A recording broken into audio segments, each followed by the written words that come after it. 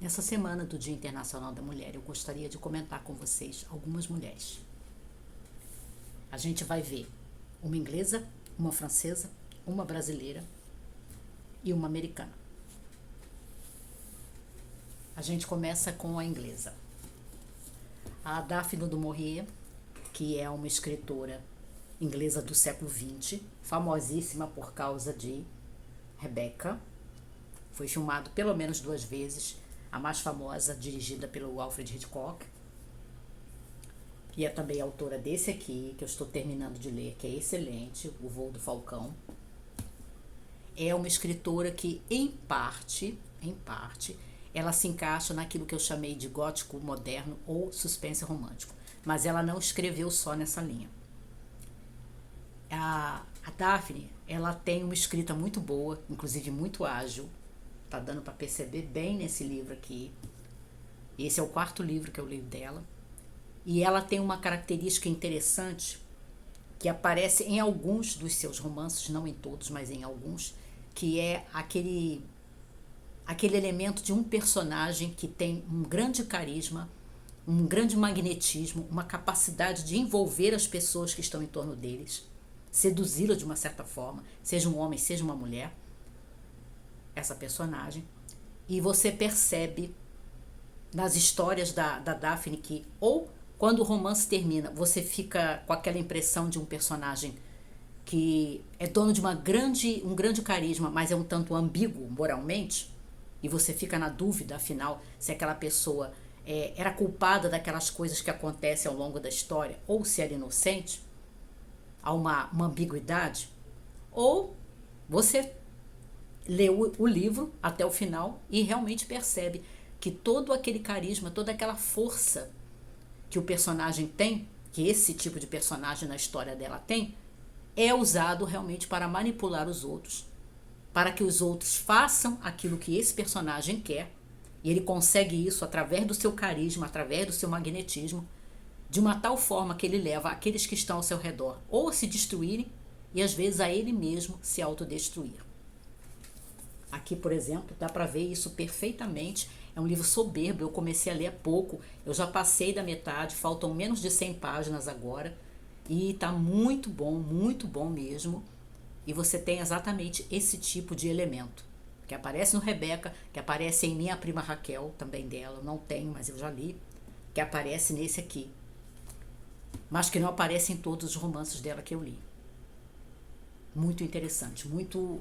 Inclusive, no caso desse aqui, você pode até levar por um lado assim de ser um simbolismo político, porque eu não pude passar pela leitura desse livro, que eu estou quase terminando, e não me lembrar de algumas figuras através da história. Vocês devem lembrar de várias.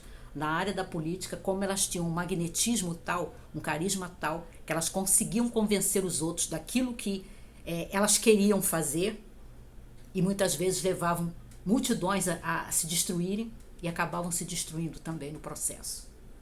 Tá excelente, tá excelente. A brasileira é a Lúcia Miguel Pereira, também uma escritora brasileira do século XX. Ela ficou muito famosa por uma biografia que ela escreveu do Machado de Assis. Eu não tenho essa biografia, ainda não a li, mas eu ouvi falar muito bem dela. E ela escreveu tanto crítica literária, esse é o livro dela que eu tenho, eu quero outros, mas esse é o que eu tenho, A Leitura e Seus Personagens, em que você tem uma série de resenhas e de análises literárias que ela faz de literatura brasileira.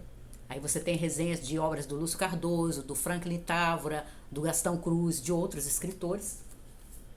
E nesse volume aqui você tem reunidos os 4 romances que ela escreveu: Maria Luísa, Em Surdina, Amanhecer e Cabra Cega. Mas ela é mais conhecida como autora de crítica. Nos romances, que são só esses que ela escreveu, e eu gostei, você percebe que ela tem aquele enfoque prioritariamente em personagens femininas, acompanhando personagens femininas, inclusive de idades diferentes. Você tem uma mulher casada no Maria Luísa, e ela é a personagem principal que o romance acompanha, e você tem uma moça muito jovem no Cabra Cega, que é o último romance que ela escreve. Eu gosto muito da Lúcia, tanto como crítica, eu acho, por esse livro, ela muito equilibrada, e ela era uma fã, pelo jeito, do José de Alencar também, e gostei da obra literária dela. É uma pena que ela só tenha escrito esses. A americana é uma que já compareceu aqui, que é a Phyllis A. Whitney, a minha autora favorita do chamado gótico moderno ou suspense romântico. E o interessante na Phyllis, quando você se põe a ler mais de um livro dela, é que, embora ela seja americana, você vai perceber uma grande influência da escrita inglesa. Você quase pode confundi-la como escritora inglesa, porque a Phyllis tem aquele sistema de ir preparando o leitor, apresentando a descrição da cena, o mover do personagem em determinados ambientes, passo a passo, parágrafo após parágrafo, e você vai percebendo que é como se ela estivesse montando com os parágrafos uma espécie de mosaico, e que isso leva você a se sentir de uma determinada forma. Aqueles parágrafos não são gratuitos. Ela leva você a entrar naquela atmosfera, naquele clima de suspense, de leve desconforto, porque é o gótico moderno aqui, que ela quer que você compartilhe com a heroína dela. As histórias, em geral, são narradas em primeira pessoa. Tem um ou outro livro dela narrado na terceira pessoa, mas a grande maioria é na primeira pessoa, como nesse aqui, que é o meu favorito.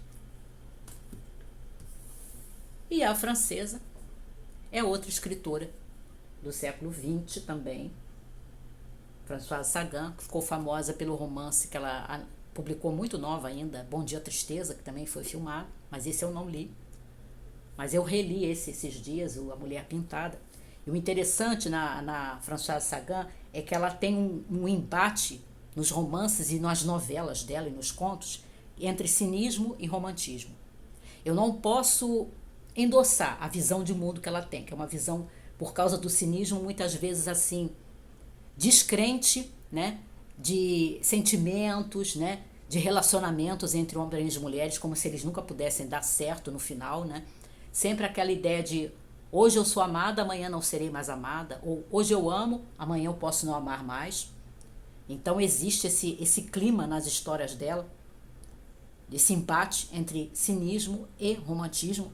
Mas enquanto você está lendo esses embates, você está se envolvendo com a escrita dela, com a introspecção psicológica que ela faz dos personagens, que é muito boa, com uma escrita, no meu entender, de grande qualidade.